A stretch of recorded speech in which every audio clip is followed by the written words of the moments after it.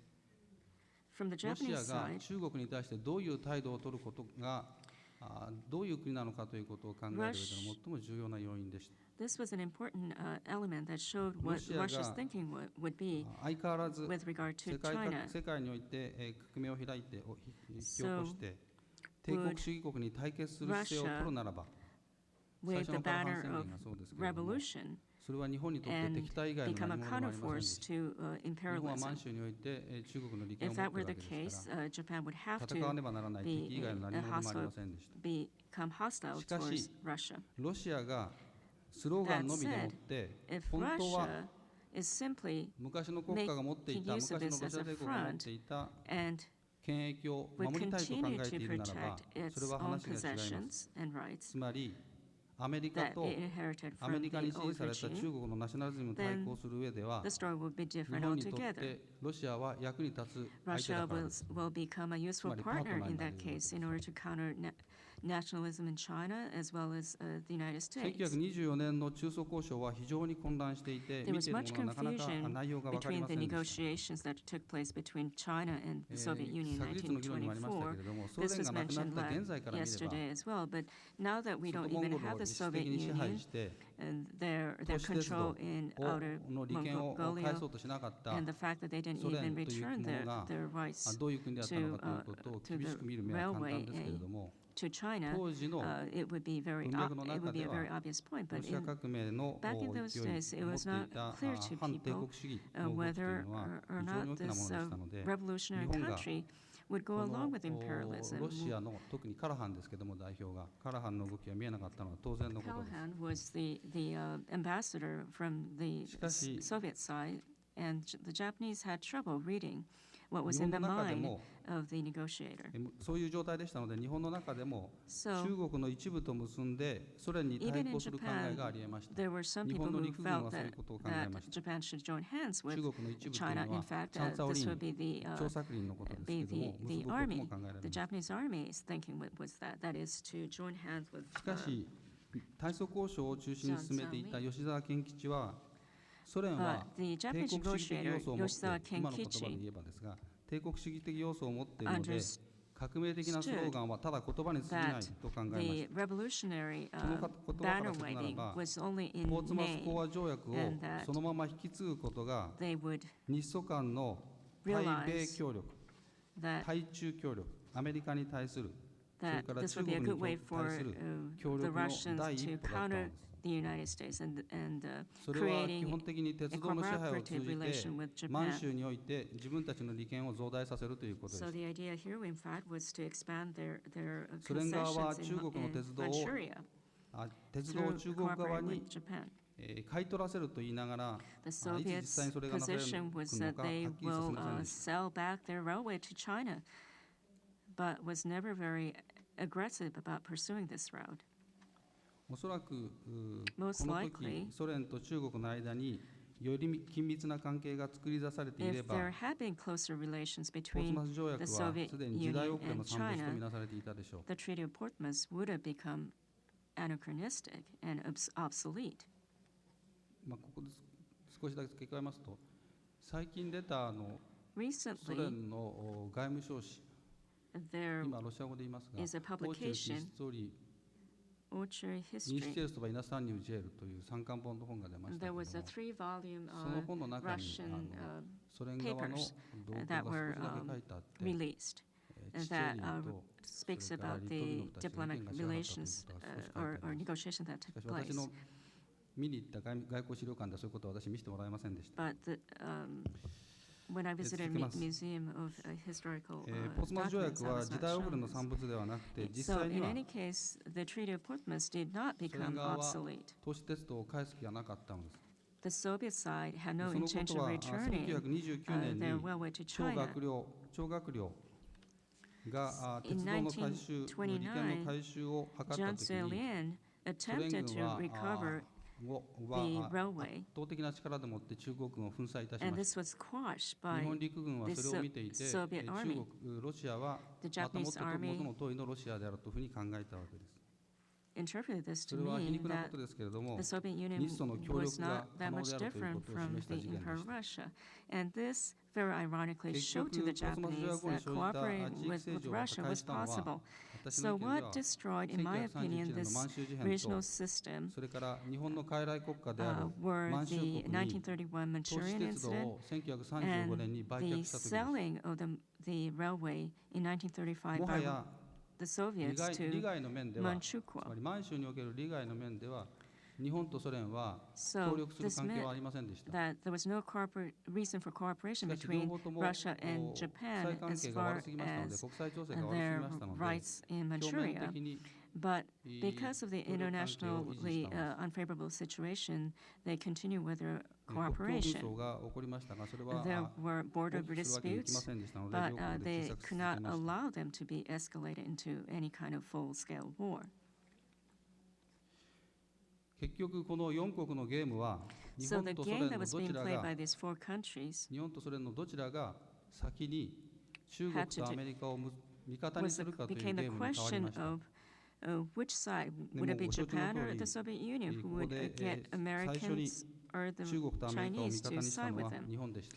And it was Japan 結 who 果として succeeded ポーツマス in 条約の終結、 getting ポーツマス条 the 約が US to 最終的 side に with 廃棄 them. されたのは、ヤルタ Ultimately, 協定とポ it ツダム was 宣 with 言 the だったんです。 Yalta Treaty and the Potsdam 私がこ Declaration こで that 注 put 目 an しているの end は、最も注 to the 目してい Treaty る of のは、ポーツ Portsmouth. マス条約以降に初めて成立した日本とアメリカ、 What ロ I シア、 believe そして中 is 国の4国を中心とする地域のシステムが is 機能していたという点です。 is the fact that up until that point, こ this の4国間 regional の関係は非 system 常に曖昧で involving these 流動 four 的でし nations た。 of Japan, America, Russia, and はっき China りしていることは、 had 日本のみ existed が that long.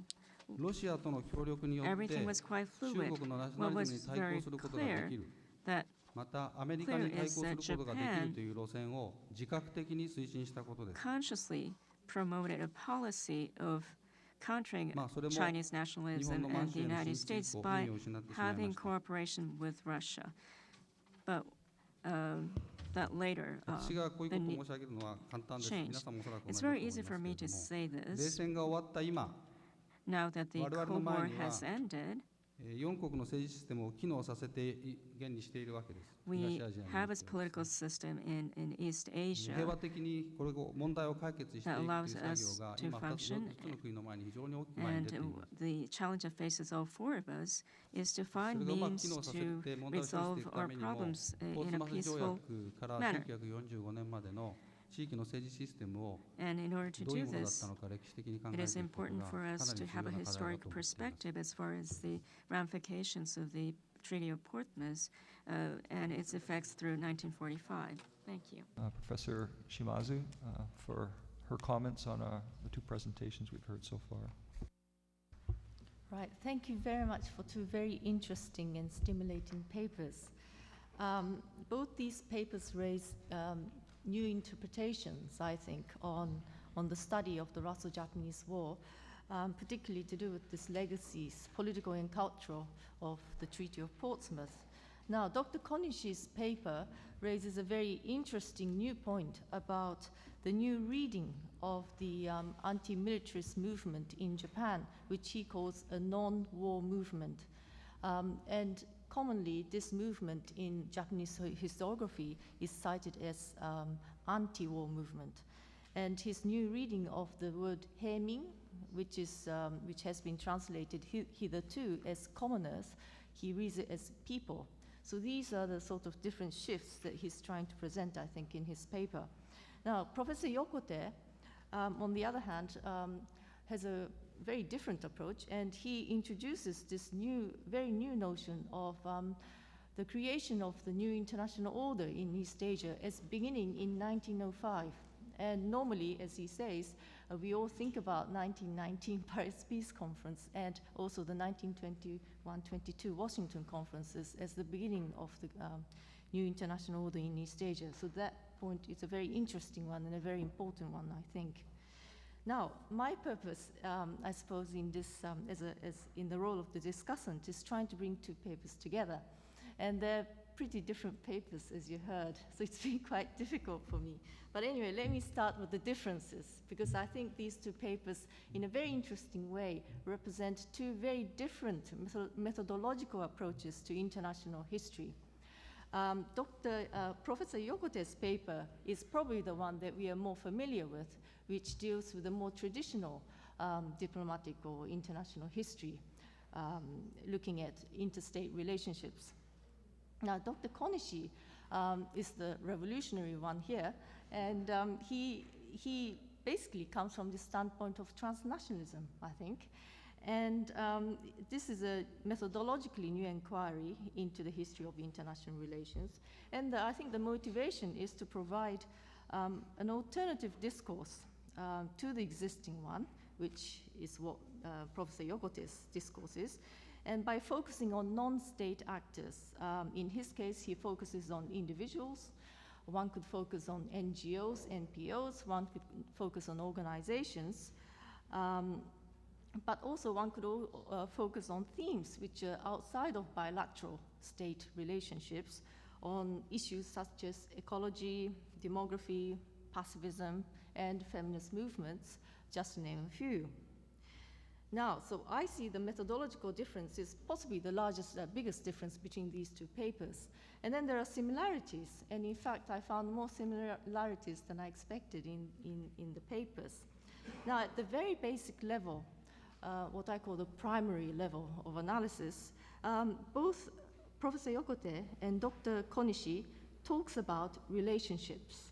It is really about the relationship, in Professor Yokote's case, between states. It's an interstate relationship. It's a story of interstate relationship. And in Dr. Konishi's case, it's the interpersonal relationship. So you see the difference in emphasis in these papers, but it is essentially about relationships.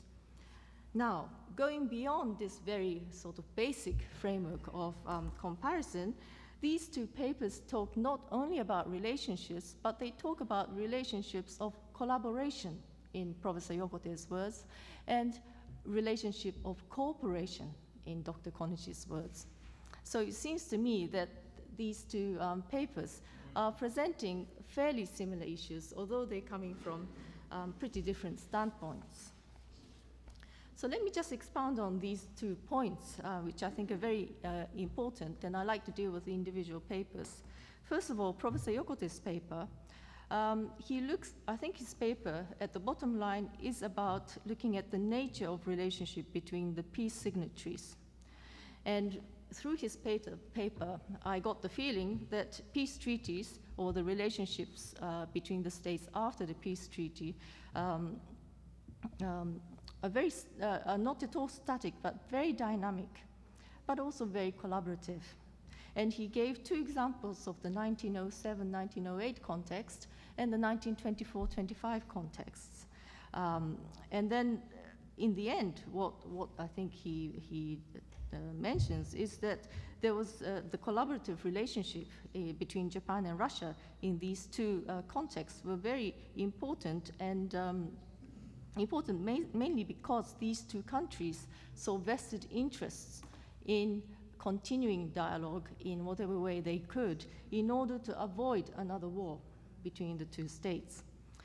So peace treaties are really about how to, on the one hand, it is about the ending of a war or conflictual relationship between 2 states, but it is also about the beginning. It's about a new beginning, a regeneration of the relationship between states. And so if you look at peace treaties from this perspective, then suddenly peace treaties become much more like living organisms. They change shape, they evolve over time, which reflects the changing nature of the relationship between states. And this is, I think, I certainly tended to have the tendency to see peace treaties as a much more legalistic framework of things. But I think there is a lot of politics in peace treaties, obviously, and it can be seen as a political framework as much as a legal framework.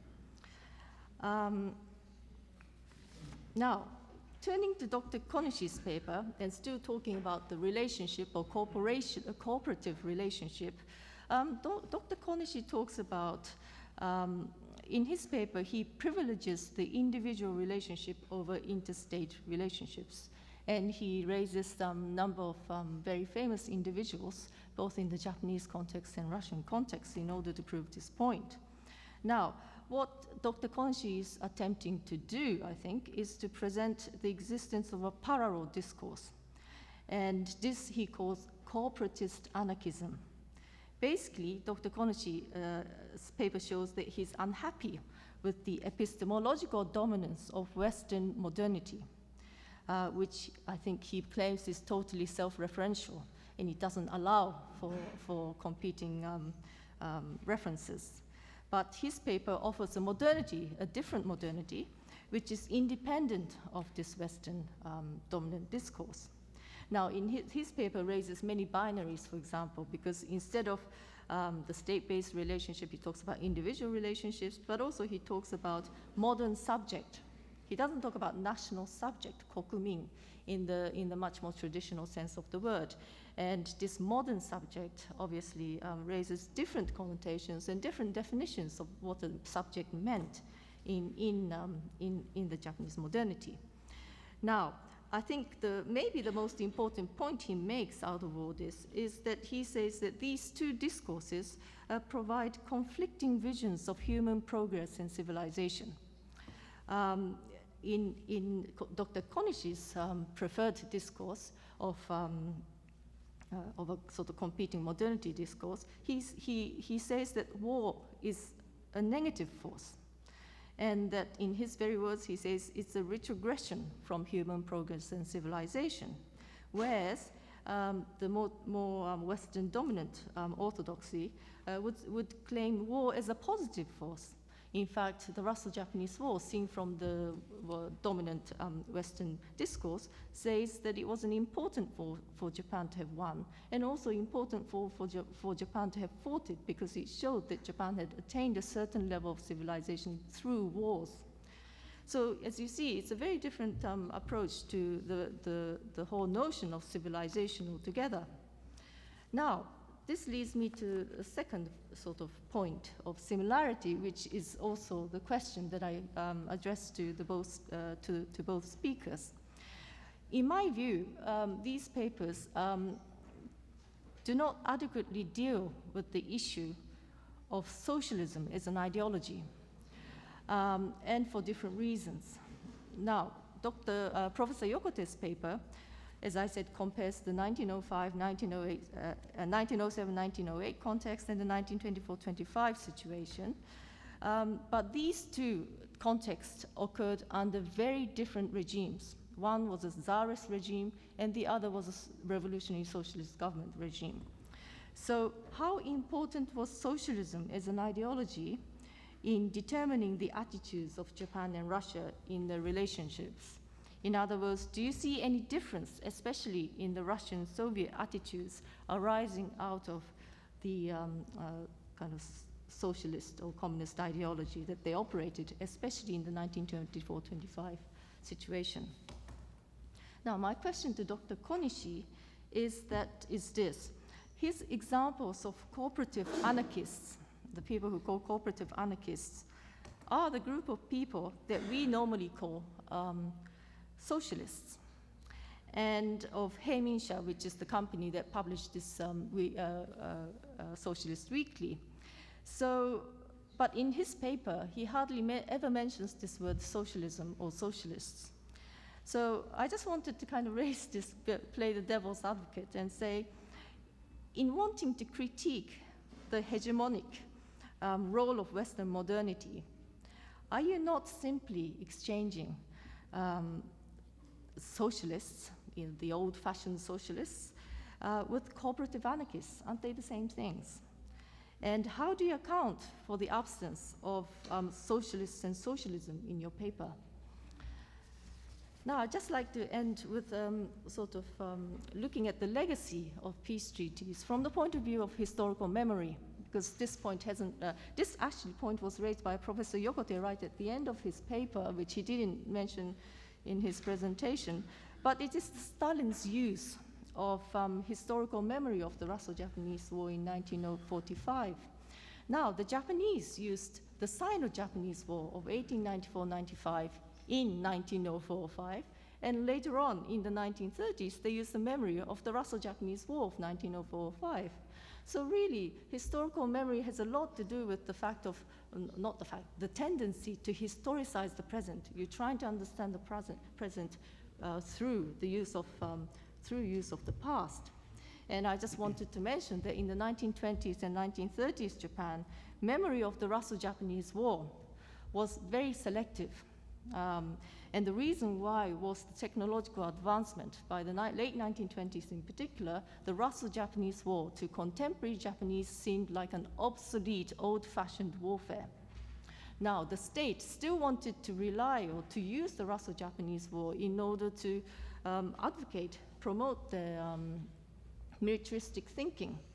And in order to do that, they only used selective elements of the war, of the Russo-Japanese War, and these elements tended to be heroic war myths or materials which were suitable for education of martial spirit, or that sort of more spiritual education of the Japanese. So anyway, I just wanted to end with this note. Thanks very much. Thank you, Professor Shimazu. Now we'd like to hear from Matthew Ouimet from the U.S. State Department. Thank you. Thank you very much. I would like to start out by thanking the organizers of this conference for inviting a humble government bureaucrat to sit amongst this august personage and offer some remarks. This has been a truly fitting living memorial to one of New Hampshire's most important historical moments. And I'd like to thank you for the loving care that you have lavished on us for the last couple of days. This has really been a great change from Washington.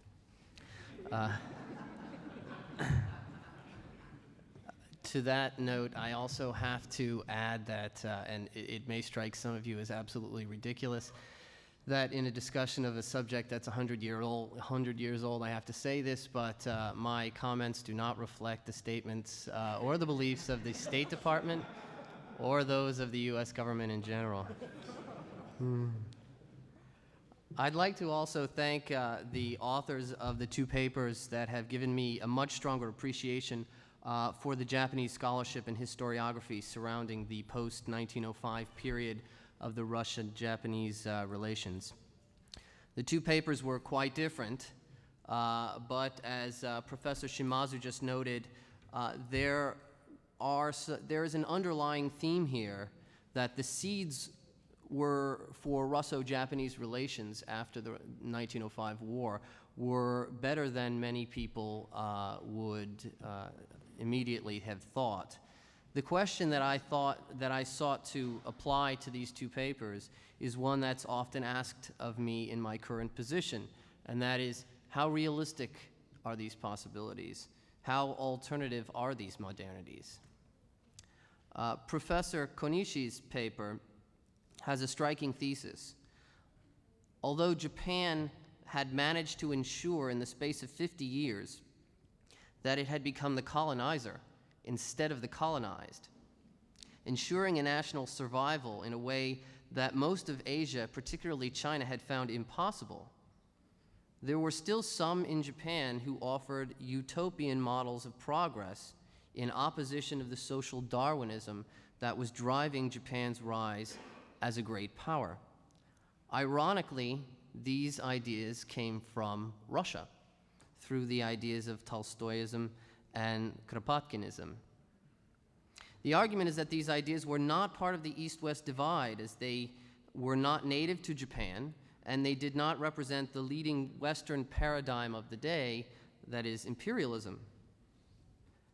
And yet, it seems to me that these scholars were engaged in the same modernization exercise that Japan was engaged in as a whole. The effort to establish itself as an equal of the great civilizations of the world by embracing Western ideologies, that is to say, ideologies from Western countries, that condemned the kind of things that Japan had been combating for 50 years: imperialism, racism, and inequality among nations. There seems to be a good deal of Russo-Japanese interaction in opposition to the imperialist world system, as Professor Konishi's paper points out. But how did the two revolutionary movements, the Russian and the Japanese, develop in such different directions? Professor Shimazu just noted the absence of a discussion of socialism and Japanese socialism here. So I was left, as a person who is not, in fact, a specialist on this topic, to presume that the Japanese revolutionary movement at this time was developing along the lines that Professor Konishi mentioned. They apparently, however, felt an affinity with Lenin and the Bolsheviks as they distributed revolutionary literature to Russian POWs during the Russo-Japanese War. Why? What was the action agenda that they had in common with the Russian socialists? Lenin had long since moved past Tolstoy. Lenin saw him as a backward-looking, idealizing, pre-industrial way of life pacifist who was down on the idea of progress and on historical teleology. He thought that Tolstoy was charming in that he reflected the angst of the people, but that he did not support revolution in Russia was a problem. Tolstoy, in fact, condemned the revolutionary movement in 1906. Kropotkin had also been very uncomfortable with the idea of violent revolution. Strangely, though, Kropotkin's idea of progress was quite different from Tolstoy's. Whereas Tolstoy had been idealizing a sort of pre-industrial way of life, Kropotkin put his faith in modern technology. Rather than have a violent revolution, he figured that modern technology would create labor-saving devices that would help to pull the downtrodden out of the mud and promote community cooperation. So within the Japanese movement, then, we have two conflicting ideas of modernity. One that is idealizing a pre-industrial era, and one that is idealizing technology. Both, however, are anti-revolutionary. They are anti-violent revolution, let's say. And yet they're cooperating with the Russian socialists, and Lenin in particular. Why is this? There were some in the world who did put Tolstoy's ideas to work against imperialism. Gandhi is a perfect example of this somewhat later in the game. But the Japanese utopians don't seem to have asked themselves the classic Russian question, что делать? They didn't actually take this ideology and create an action agenda out of it. The Russians, of course, had established their own action agenda and were busily working on it, and they were pushing for a violent revolution. But in the early 1920s, the Japanese were calling for the kind of populism that had been popular in Russia in the 1860s. The to the people movement, the narodnichestvo, the populist idea. Russia then had launched a very violent communist revolution at this point. Why did the utopian anarchists, or what did the utopian anarchists in Japan think of this revolution? How is it that the two revolutionary movements, if there was this kind of cooperation that was going on between the two of them, develop in such a radically different fashion? And did many of them eventually join the Communist Party that was founded in Japan in 1922? Turning now to Professor Yokote's paper, there is another compelling question here. Why did the Portsmouth Treaty go down in Russian memory as little more than a territorial loss? Why have Russian scholars and politicians failed to recognize the fact that Russo-Japanese collaboration in Manchuria during the post-war period was a direct result of the Portsmouth Treaty? This is the question, it seems to me, that this paper is trying to answer. Professor Yokote points out that there are competing historical views here. Japanese historians see the period of 1907 to 1916 as one of promise and cooperation in Russo-Japanese relations. The Russians don't make a distinction, however, about golden ages during this period. They see it in their historiography, as he points out, as a period of one long continual Japanese expansion at the expense of Russian interests in China, Mongolia, and even the Russian Far East itself. Professor Yokote suggests that the Portsmouth Treaty was a deliberately ambiguous document on the questions of Chinese sovereignty and the open door principle.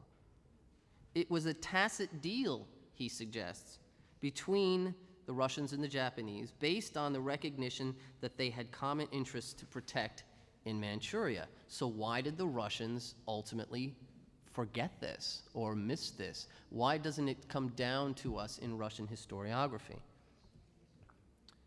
Well, let's look at the evidence.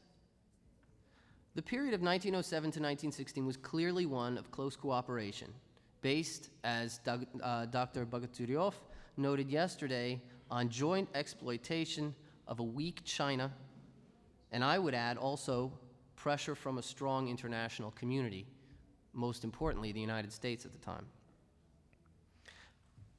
And this is sort of the focus of Dr. Yokote. However, the paper really downplays the significance of the time of the Siberian intervention, when, as the paper suggests, Japan took advantage of a golden opportunity to expand its sphere of influence. Well, how does one move from this type of close cooperation to seizing a golden opportunity to expand one's territorial influence and expect that this spirit has not been destroyed? This period, when the Allied forces tried to strangle the communist baby in its cradle, defined Soviet relationships with the West for decades. What Russia watcher during the Cold War didn't hear Russians tell us that it was this intervention and not Soviet expansion after World War II that had created the bad blood that existed during the Cold War? We poisoned the well from the start, they said. This factor really has to be given more weight, it seems to me, in Japanese historiography as well.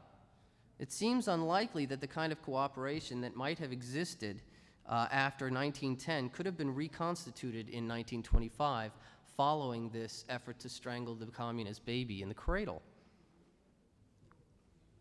I'd like to pose one question here and then just make a mention about what I think is sort of the root question that lies at the base of this paper. The question is this: the paper suggests that the Portsmouth Treaty was the most important facet of the 1925 restoration of diplomatic relations due to its role in facilitating cooperation in Manchuria. That the Japanese were trying to re-establish the type of cooperation that had existed prior to 1917, and that was why they were pushing the Portsmouth Treaty. Is this necessarily true? Isn't it possible that the insistence that this treaty be at the base of the restoration of relations explainable by referring to the territorial issues that it addressed? Can't we say that there was enough can we say that there was enough cooperative spirit left from the pre-1917 period to justify the conclusion that Japan sought cooperation in justifying its Manchurian claims? Or was this not just largely a territorial issue? I'd just like to close by saying that at the heart of this paper seems to be the disputed Northern Territories question that has come to define the troubled contemporary Russo-Japanese relationship. This may be the real last legacy of the Portsmouth Treaty to date. The treaty did two important things that frustrate Japanese claims on the islands today.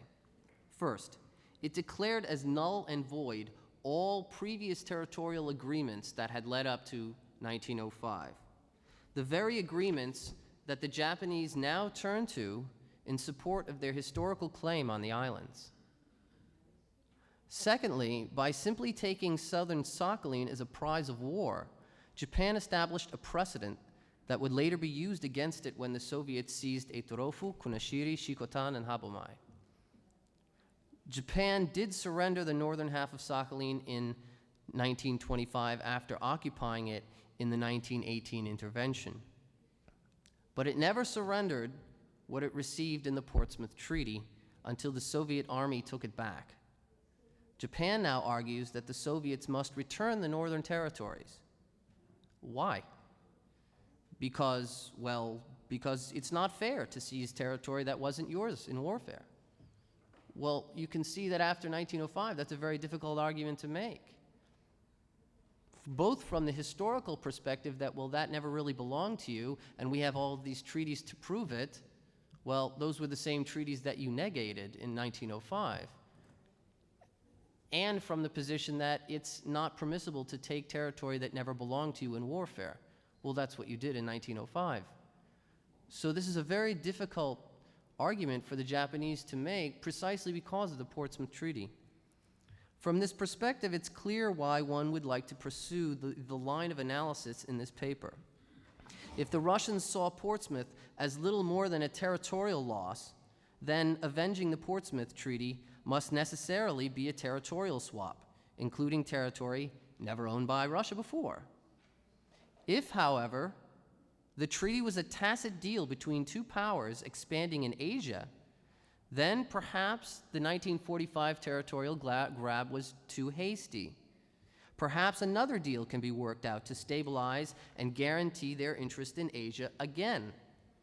A peace treaty between Moscow and Tokyo, the Japanese have long argued, would open up new avenues of cooperation in Asia, particularly in economic development, energy extraction, and the like. This is indeed a creative way to explore history as a way of getting to that goal more readily. Japanese diplomats are again making the argument that Russo-Japanese cooperation is a natural choice to cope with China. Now a strong China rather than a weak China. But once again, I think that they underestimate the impact of history on Russian memory. 2 wars with Japan in the past 100 years does not mitigate for Russian trust, even when you're dealing with the Chinese, with whom the Russians have had border skirmishes in the past 100 years, but have never fought a major war with. I think I'll stop there.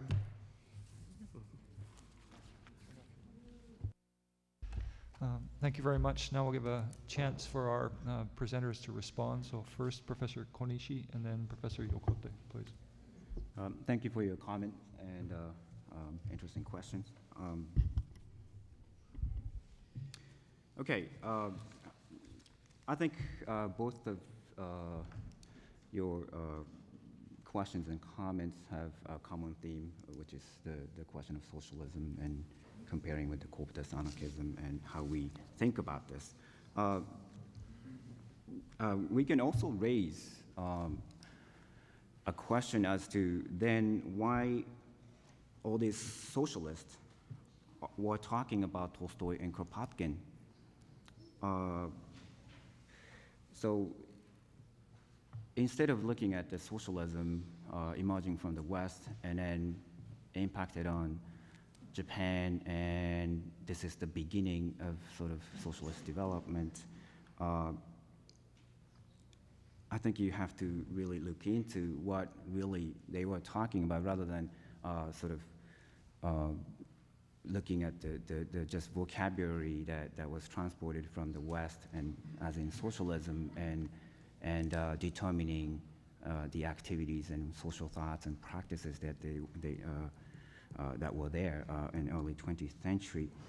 And so in a way, there's a certain degree of confusion of the term. So in a sense, I was trying to articulate what really they were, what they really were talking about, and as well as what they were practicing in all these areas like education, literature, feminist movement, and there was just one theme that was in common, which is Tolstoy and Kropotkin. So I try to make sense of that kind of confusion. And also, similarly, at the same time, this interest in the larger, often teleological narrative of the rise of socialism and communism has tended to overemphasize the movement's origins in the organized socialism of the West, and viewing the sort of the famous one is the handshake between Katayama-sen and Russian Marxist Grigory Plekhanov at the Second International Congress of Socialists in 1904 as sort of like representative moment in the history of so-called early socialism in Japan. But according to this narrative, the wartime movement was an expression of undeveloped and still founding initiation into Western socialism, evidenced by remnants of Japanese tradition. So I was attempting to depart from that kind of narrative that came actually after all of these activities were going on. And which leads me to, again, I combine two of your questions and leads me to my third point as a response, which is sort of includes all of these questions about socialism and beyond East-West, beyond East and West divide and so forth. I'm looking at this in a much longer intellectual historical perspective. And if you trace Kropotkin, for example, where did it come from? And of course, you cannot, like, one led to the other, and it's some kind of straight line that you can figure it out. But Kropotkin was writing this mutual aid when his teacher, Kropotkin was a disciple of populist anarchist Lev Myetchnikov. And he wrote this mutual aid when Lev Myetchnikov died, and tried to reflect what Myetchnikov was working on, which was history of world civilization based on the principle of cooperatism, mutual aid, of anarchism. And so where did that come from? And it's not from Europe, but Myetchnikov was actually in Japan. And he observed Meiji Revolution, what he called revolution in Asia, Meiji Revolution.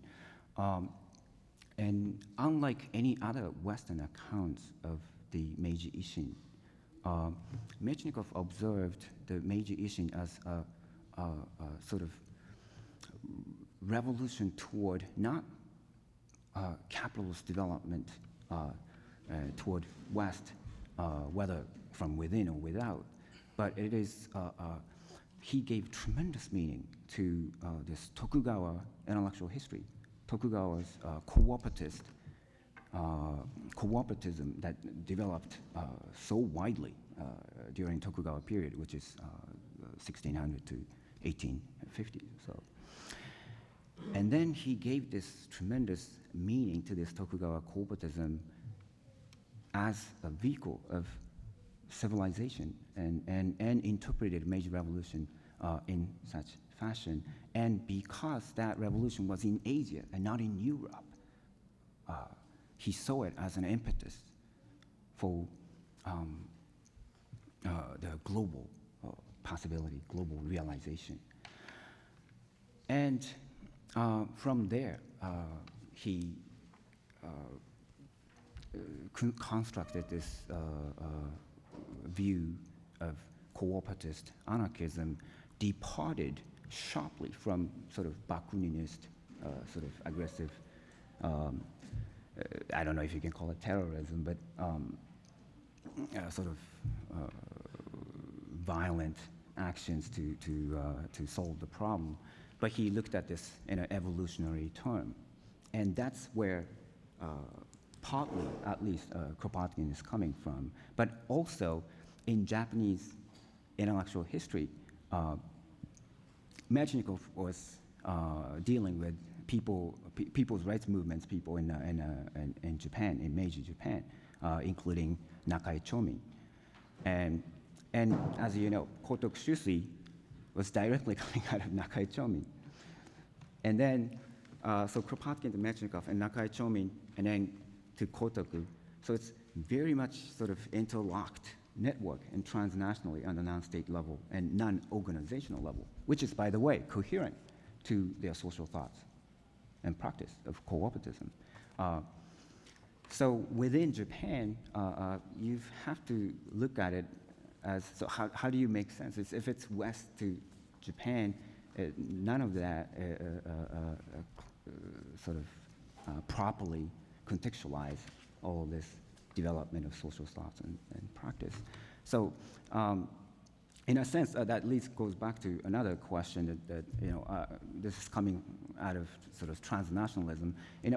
On one hand, yes, but on the other hand, I am looking at, as an intellectual historian of early modern and modern Japan, I'm looking at this as Japanese intellectual history. But what does that mean to see Japanese intellectual history? I'm looking at Japanese intellectual history as not bounded by Japan, so not really a Japanese intellectual history, but intellectual history of modern Japan as a sort of culture of constantly forming and reforming transnational intellectual interactions, and not bounded by the nation state. And this was a major intellectual current that we completely have ignored. So I hope I answered at least some of your questions. Thank you. Yeah. 私の方にもいただいた質問ありがとうございました。 Well, thank you for all the questions. In the interest of time, 答えられるだけで答えて、また皆さんから I'd like to try to answer as much as I can and maybe invite some more questions. As far as the issue of それはどういう意味を持っていたのかという the question that was raised by Professor Shimazu about how communism and socialism were not 東アジアの地 mentioned. 域を始める一番最初のきっかけがおそらく If you focus on that, you would be forced to start looking at World War I as the beginning point of looking at politics in the Far East. And I consciously made the decision not to do so. コミュニズムというイデオロギーが The communist 国際関係にどういう影響を与え ideology, たのかという what 議論 kind が of impact did that ideology have on international relations? And it's really hard to get a handle for that. Simply, communism and socialism did impact people's movements, but between countries, it only had a marginal effect. If there was one impact that was made, that would have been the two incidents, the Russian Revolution and the Siberian intervention. Those are the only two things I can mention vis-a-vis Japan. 私のシベリア干渉戦争についての As far as 議論が少し Matthew's なされてない question のはおかしいし、ダウ about ングレードしてるんじゃないかというふうに the downplaying of the 私先ほど Siberian 報告したことをもう一 intervention, 回読み上げますけども、 if I may repeat ロシア革命でボ what ル I シェビキ said, 政権が成立しなければ、 if 連 the 合国の干 Bolshevik 渉はあり government えず、 had not put into 日 place 本の対ロ as a シア干 result 渉 of もありえなかっ the ただろう。 Russian Revolution, 日本のことは Japan ここで問題 would にしな not いと思いま have す。 intervened, これイデオロギーの would have been 問題 able と to しております。 intervene in しかしおそら Siberia, く国家 and 間の neither 関 would 係を there 考 be えてい any た人間 international は、 intervention. スターリンにしても、 So それから whether it was 日本の外 Stalin 務省の人間も、 or そういう diplomats の多くも in Japan, イデオロギーでもって国家関係を動かすことはこの時期以外は起こらなかったと思います。 they refrained from using 中立 ideology 条約をはじめとする動 in き making はその decisions. ことを示しています。 And the cooperation that occurred このことは非常に難しい between ので、もう少し議論ができませんか、そこだけでします。 the Soviet 2番 Union 目の and 問題 Japan は、ペーパーのそのところでは書いたんです speaks け to ど、 this 僕 fact. 何もしなかった I don't have the 記 time 憶 to の go 問題 into です。 this, but the other issue 記憶で about historical 1945年の memory. 9月2日にスターリンが戦勝記念の演説を行って、 On September 2nd, そして 1945, 40 Stalin 年 gave a 間この日を待 speech, ったのだというんですよ。有名な話で、 a victory speech, and he mentioned that he had waited 40 years for this to happen.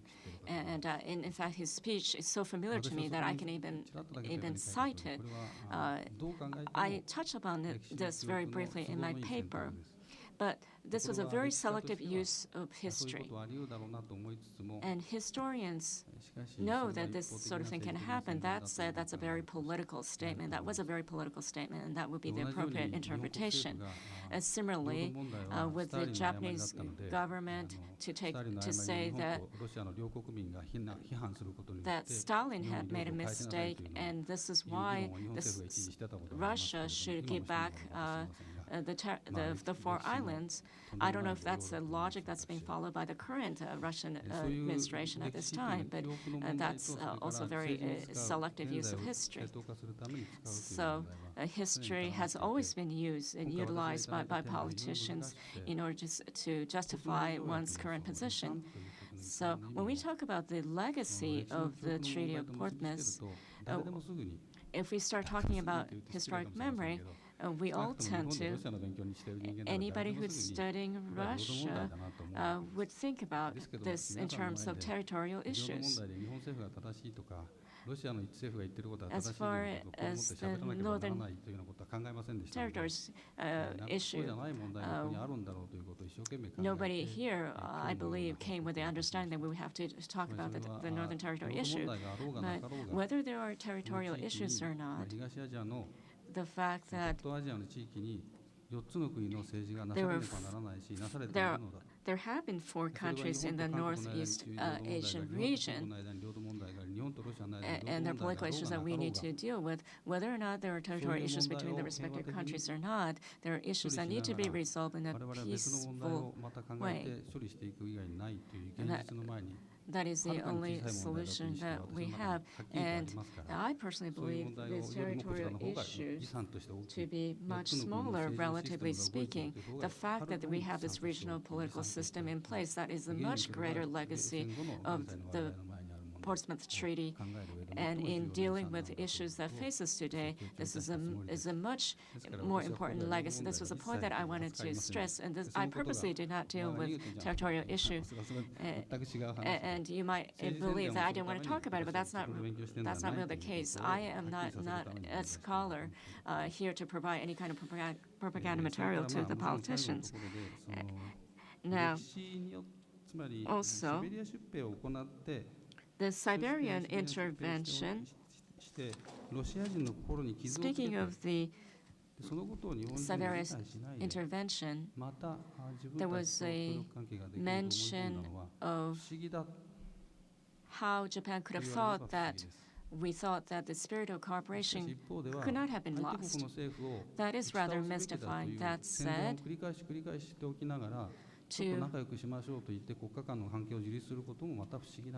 but this was done by the Soviets as well. They talked about defeating Japan and at the same time reached out. There was the revolutionary contention to defeat the imperial system of Japan, to bring down the emperor, and yet the Russians reached over. The Russian revolutionary ideology defeated the Romanov dynasty, and when Nicholas II was murdered, it was only natural for people to believe that that could translate into hostility towards the Emperor of Japan. And yet, the idea of cooperating, in spite of the situation, reflected the situation then, the unfavorable situation that forced these 2 countries to cooperate. And also one thing I would like to say is in the 1920s and 1930s, when you look at people's vision of Russia in Japan, for example, Hata Hikosaburo's memoir that was written in the 1930s, before he was sent to Siberia, he was a Russian hand in the Japanese Imperial Army, and he was somebody who had a true appreciation for the closeness with the Russian people. We have the possibility of sharing the same issues. This was a man who had a clear understanding of that. these two countries were imperialist powers, and at the expense of China, we need to be friendly with one another, and that other European nations are hostile to the two countries. So funnily enough, there was this sense of commonality that people had with the Russians. So even though it was true that we hurt the Russians, we intervened in Siberia, at the same time, we were still able to appreciate and understand the Russians. Absent of that, I don't believe the 1941 treaty with Russia, or alliance with Russia, would have come into being. We can't just focus on territorial issue and consider that to be a legacy of history. In order to be more progressive, we need to look at other issues. I'll open the floor to questions. So if anybody has any questions, please, David. Thank you. My question is for Professor Konishi. As a specialist in Japanese-Russian cultural relations, and I notice also you speak Russian, I wonder if you've given any reflection to the flip side of the story, which is the impact of Japan on Russian culture, particularly during the Silver Age, which did have a little current of Japanisme. So 1920s, is that what you're referring to? Okay. Yeah, that's an interesting question. Actually, that's going to relate to some of the questions that they raised.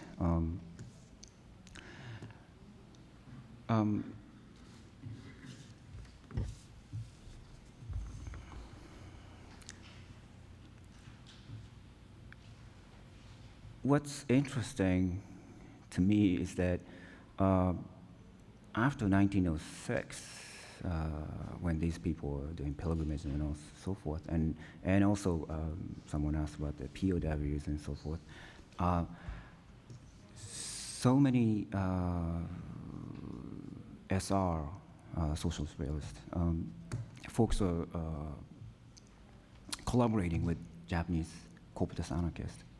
And there are a slight difference in social thought they had, but they were working together very closely, again, in a very sort of interlocked fashion.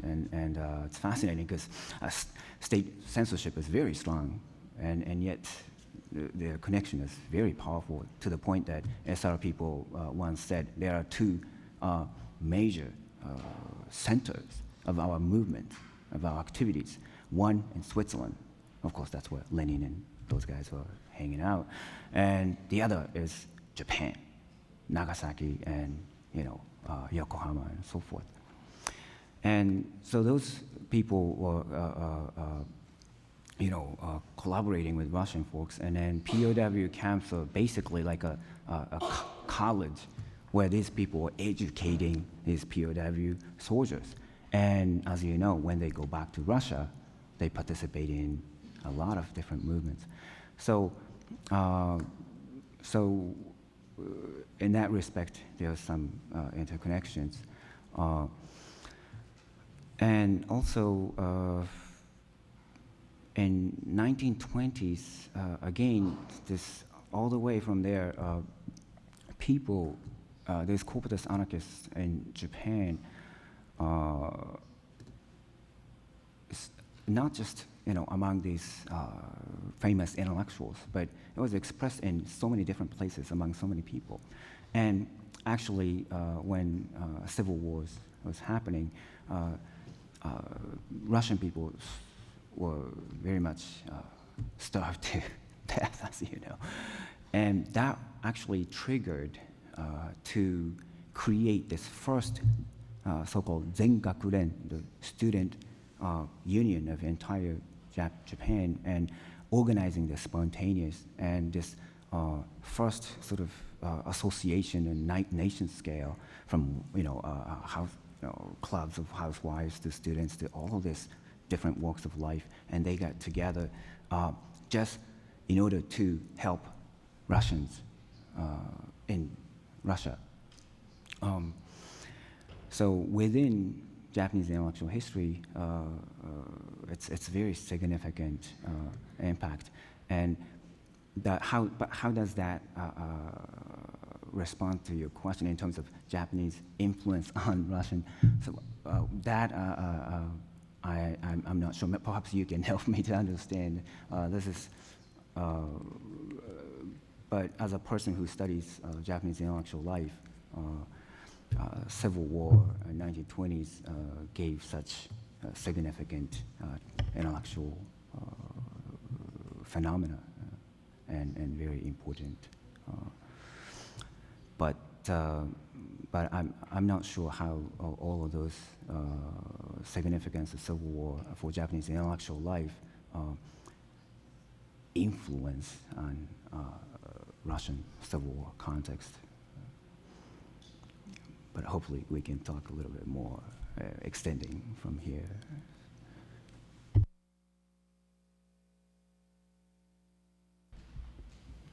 A question?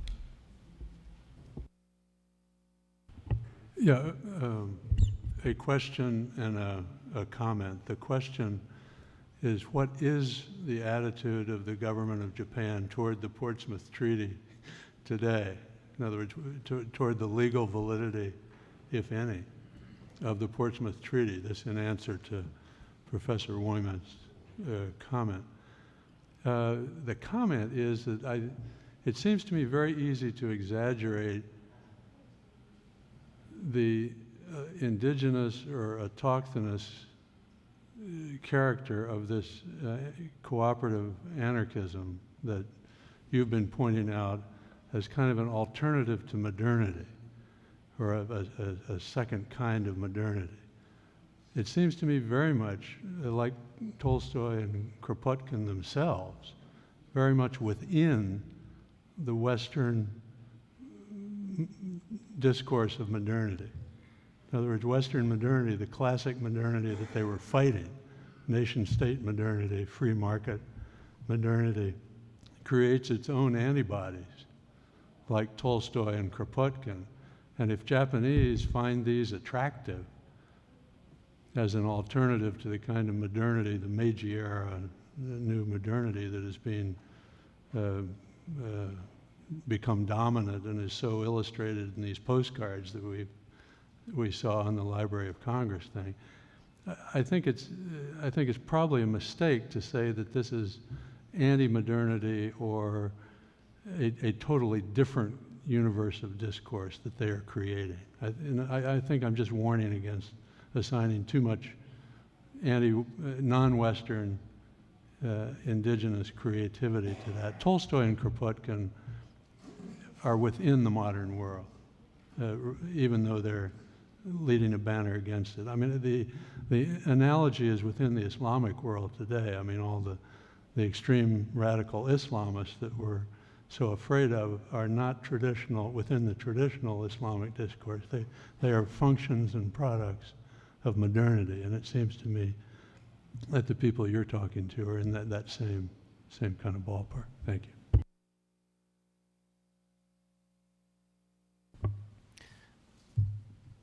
I'd get in a lot of trouble if I answered your question, so I'm not going to. But I would like to suggest that we have a former Japanese ambassador with us who might be able to answer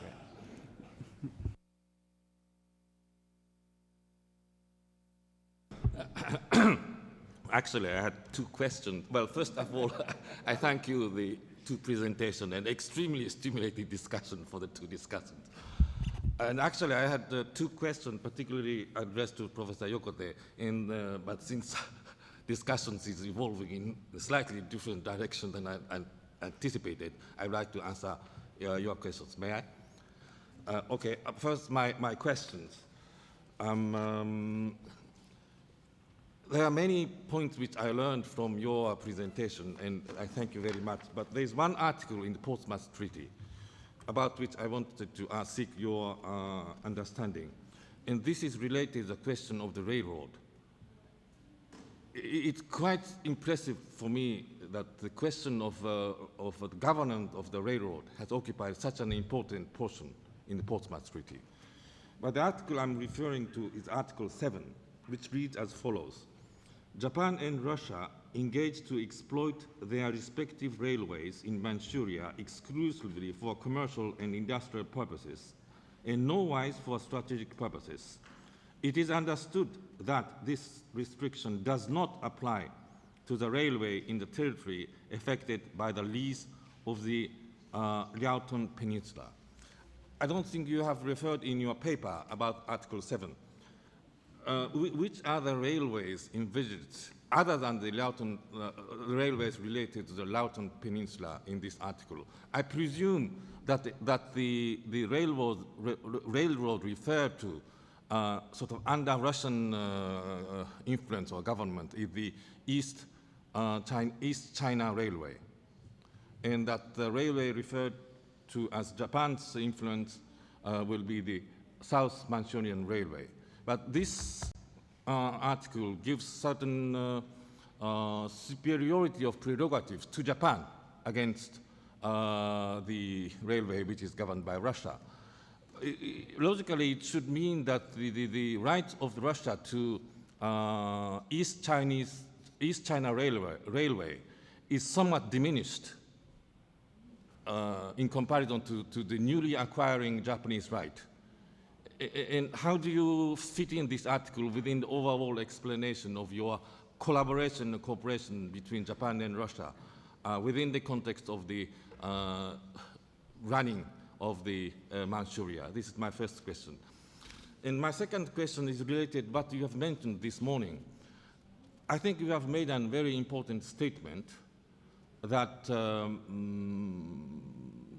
1905, 1945, there started a new competition between Japan and Russia. Which country is going to seek support and sympathy from the part of the United States and China? And you said that it was Japan which got the first sympathy. If you can elaborate a little bit this point, I will be very grateful. If what you mean is that the situation in which Japan was located in 1905, when the war was fought, we have heard yesterday President Roosevelt's ample sympathy to Japan. And I presume even in Manchuria, where Russia had much stronger hand before the war, Japan had a kind of relative sympathy. Then I understand. But do you have anything further to add to that? Were there any further sympathy which Japan has gained or continue to gain after the war? That's my second question. Now, coming back to Matthew's somewhat unexpected question. If you say that the war is there, and which country which won the war gets the territory in period, and then I think most of the territorial difficulties which now Japan and Russia are facing may not stand. However, the situation in 1945 was different. We were moving from this sort of natural state of rivalry between the state, in which a state gets a territory as a result of war, from a new sort of civilized world in which certain justice has to prevail. And Japan was defeated. But we were told that we were moving, or that defeat of Japan will be governed by this set of new rules. And on the territorial question, the two key declarations, which incidentally was really put forward by the United States, were the Atlantic Charter and the Cairo Declaration. Atlantic Charter reads that their countries, here it means United States and Great Britain, but later joined by the Soviet Union, that their countries seek no aggrandizement, territorial or other. In the Cairo Declaration, which was declared by the United States Great Britain, and China, later joined by the Soviet Union, declared that they covered no gain for themselves and have no thought of territorial expansion. Now, we come to the Japan-Russian territorial agreement. In Japan's understanding, we have demarcated the territory in 1855, and the 4 islands became Japanese territory then. In 1875, we have exchanged peacefully and on an equal basis Sakhalin to Kuril Islands. None of which, I mean, the 4 islands and the whole chain of Kuril Islands, as a result of war or as a result of Japanese greed. Now, the interesting point you have mentioned that Portsmouth Treaty, 1905, have denied the past territorial agreement. Now, I remember hearing this argument from my Soviet counterpart in one of the peace treaty working group, which was held before Gorbachev's visit to Japan. We had 7 rounds of peace treaty working group, and all aspects of legal and historical, all legal and historical aspects have been discussed then. And I really remember the Soviet representative making this argument. And when you made this argument, I quickly looked for some reference. And I think what you are referring to is a statement by Komura Jutaro, that past treaties lose validity because as a result of the war. I think this is what you mean. However, now, I can't recollect exactly how our delegation refuted it, but I think that basic argument is that Komura made the statement during this peace treaty negotiation, but as a result of which we have got the Portsmouth Treaty, and that we have got a new agreement in which past Russian-Japanese frontier was basically honored. It's not written in the Portsmouth Treaty, but Japan, from neither Russian side nor Japanese side, frontier has never been contested until 1945. Never. And so it is at least Japan's understanding that the frontier between Russia, Soviet Union, Japan, has been kept stable. Against this background, taking Kuril Islands, I'm being a little provocative, taking Kuril Islands and the 4 islands in its south, both contradict the basic principle of international rising justice. This is the basic position we have tried to explain the Russians. And we have went through a lot of arguments, and both sides came to the feeling before Gorbachev came to Japan that each side said enough of argument and there is a need for political decision. But this is April 1991.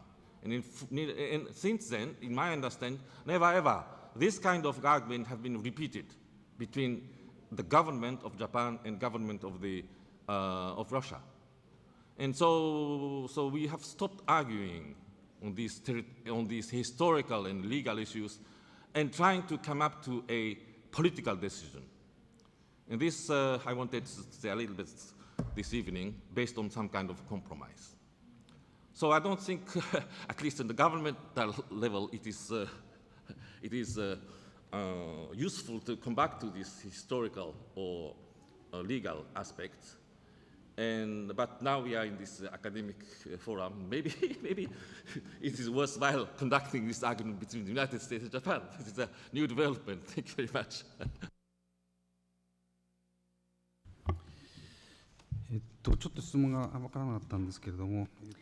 Well, your question was unclear to me. First of all, the relations between the U.S. and Japan post the Russo-Japanese war, I believe you said that the relations weren't very favorable. Now, this has to do with the U.S.-Soviet relations, especially after the revolution. until the Manchuria incident, the United States did not recognize the revolutionary government. So certainly the United States was critical of Japan. At the same time, the United States was also very critical of Russia.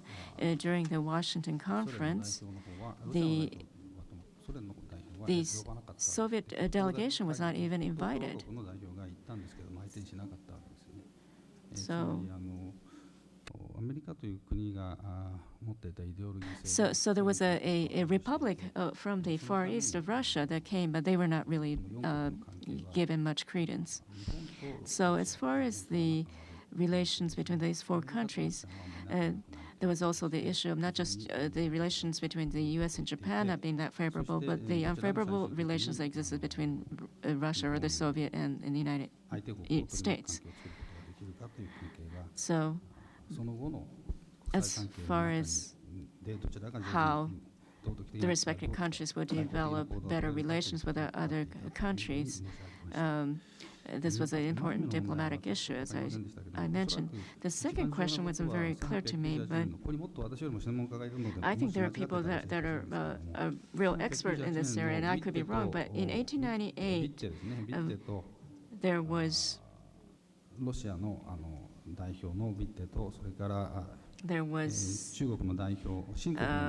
Witte, the Russian delegation, and also the delegation from Chang Dynasty. I'm talking about the convention or the agreement that led to the laying of the railway in China. And according to the French original document, it gives 100% guarantee. Absolute rights are granted. But in the Chinese translation, that language was missing. And there was a disagreement subsequent to that, especially after the Russo-Japanese War. If anybody has better information about this, there's David Bruce and other individuals who are much more familiar in this area. But I thought that this was what had happened. Certainly, as far as the railroads, they both agree that they will not be utilized for any military purposes. But gradually, over time, the distinction between commercial use and military use became blurred. And that certainly could be considered a violation of the treaty. In order to expand one's colony, the railway system was extremely important. And this was something that was mentioned by Taku Matsutaka that I mentioned in one of my footnotes in the paper. And it talks about imperial colonization and its link with railways. And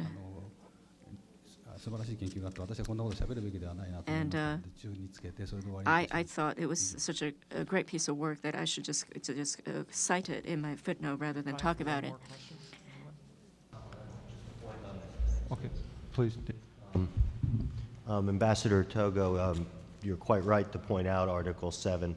The important thing to keep in mind is that they're speaking specifically only about the railway use in the least area of the Liaodong Peninsula, which, if you look at the map that Steve Upton gave us yesterday over dinner, is less than 10% of Montetsu, of the southern part that the Japanese received from the Russians. It's only a very small area that is governed specifically by the 1898 treaty, as Professor Yokote mentioned. The important thing to keep in mind is that Article 7 is followed by Article 8, which says that the imperial governments of Japan and Russia, with a view to promote and facilitate intercourse and traffic, will as soon as possible conclude a separate convention for the regulation of their connecting railway services in Manchuria, which I believe they do in 1909, which is part of that whole agreement between Russia and Japan in Manchuria. And it's with that agreement that the potential for conflict and potential for collaboration is balanced as a form of railway competition, which is the healthy form of conflict, which fits exactly, I think, Professor Yokote's thesis about this being a sort of a balancing of conflict and collaboration within the treaty. I think railroads work perfectly to illustrate what he's trying to say. Thank you. Ron? I just want to make a comment, and then I do, if I can, ask a last question. I was the one who had the Theodore Roosevelt Nobel Prize address printed up and distributed for you this morning in the spirit of thinking about legacies. And just to make this point, I think the final paragraph is extremely striking, particularly at this moment when the reform of the United Nations is being discussed. And I think if you read it closely, you might wonder whether Theodore Roosevelt would be read out of the Republican Party if he were around today. My question has to do, go back to Professor Kenishi's paper, principally with the idea of legacy and whether what he has described was a dead end or a wrong turn that went nowhere. I think that was suggested by Dr. Ouimet's subtle shift in the description of the group from cooperative anarchists to utopian anarchists, suggesting that it really had no meaningful, lasting impact. It was an idea that couldn't be realized, was not realistic. And I wonder, in your own paper, you frame this as a unique moment, this non-war moment, and the use of this language is unique to that moment. Does it have an enduring impact? Does it come back and feed into what I know many of us probably in the room understand as a kind of peace political culture that emerges in Japan in the second half of the 20th century?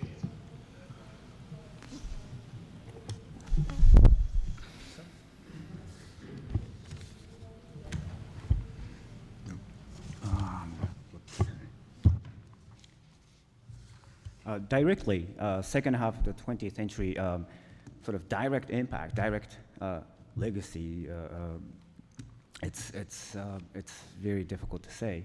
But as I said, a lot of intellectual phenomena, distinctive one to modern Japan that emerged, as I mentioned, such as feminist movement, Esperanto international language movement, which, by the way, still continues to this date.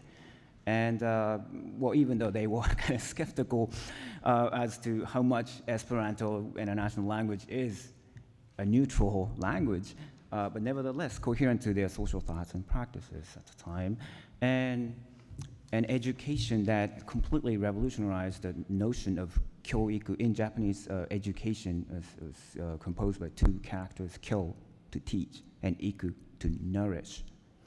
And before that time, the education was much more about, emperor's prescript on education and this and that. This teaching, kyo and iku.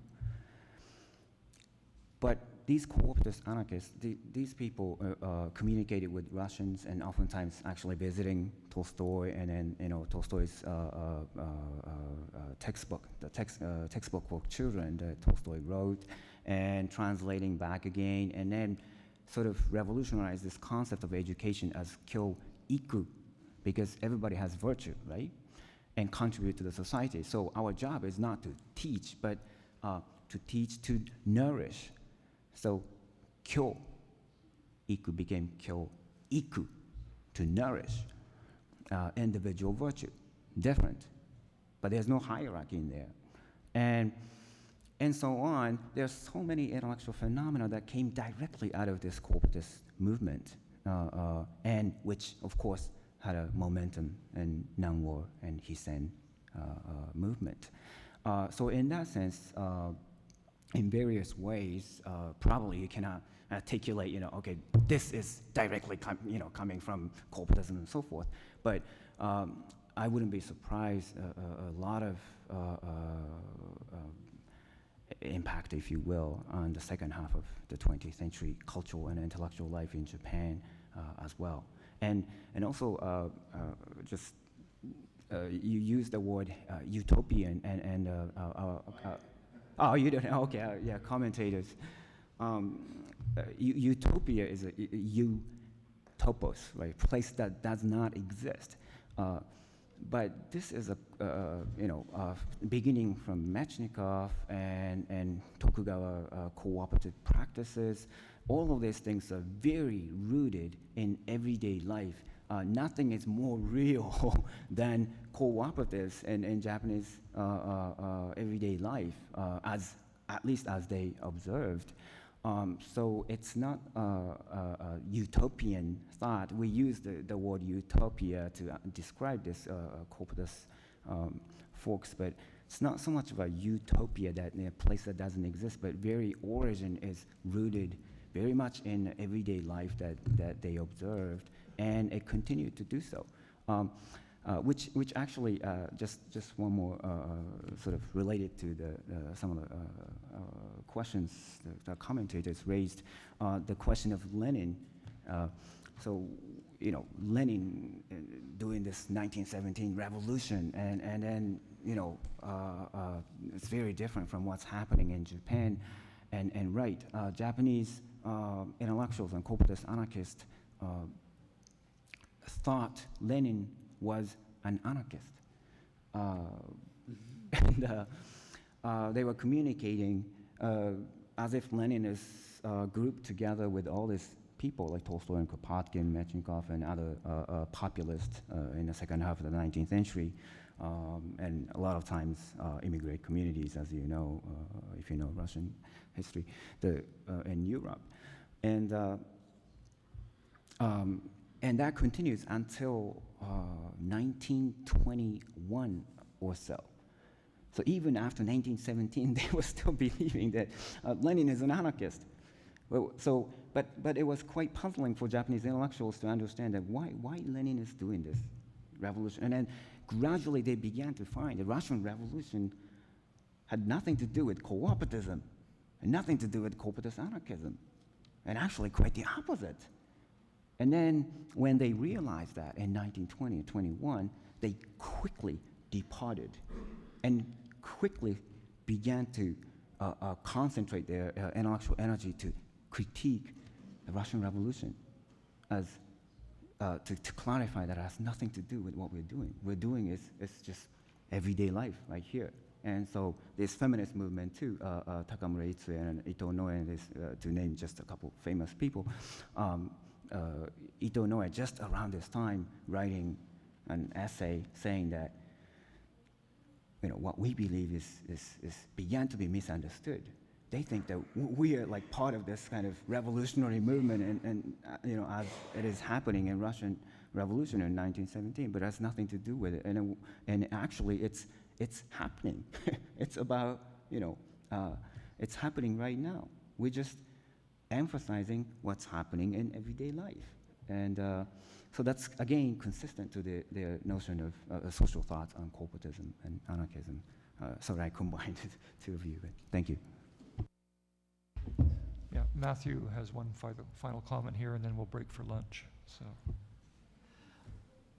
This is actually, I really appreciate the explanation of that link with Lenin. And I perceived this when I was reading the paper, and it's why I used the two terms realistic and utopian very intentionally. The point that I was trying to make was the paper, as Professor Shimazu pointed out, seemed to be about human relations and interactions between the Russians and the Japanese, and the notion that there was this mutual relationship in which they were feeding back and forth the two revolutionary movements. And yet one has this perception that they are growing in completely different directions.